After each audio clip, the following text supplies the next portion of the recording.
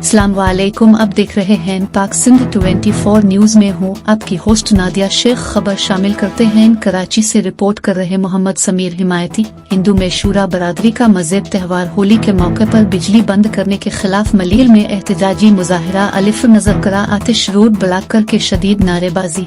शहर जाने वाली ट्रैफिक मुअत्तलगार की कतारें लग गई। हिंदू बरादरी के मकामी रहनुमाओं नवीन, रायश, आसू, किरण, मुबशाओ दीगर का कहना था कि मुंतखब नुमाइंदे वोट लेने तादाद बार आ रहे थे, लेकिन हमारा एक बार भी फोन नायन उठाते। हमारी ईद है, लेकिन हम ईद तकरीबात के बजाय बिजली की बंदिश और गर्मी से निढाल हैकर एहतजाज करने हर मजबूर हैं। बिल्स की अदायगी के बावजूद बिजली बंद है, फौरी बहाल न की गई तो एहतजाज जारी रखी गए। मुजाहिरीन फिर भी हमारी लाइट नहीं होती है, हमारे बच्चे कितनी मच्छर होते हैं। 8 दिन हुए।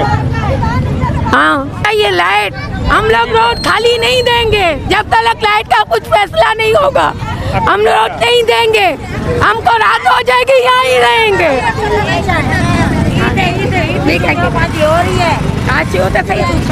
5 दिन हुए लाइट नहीं है।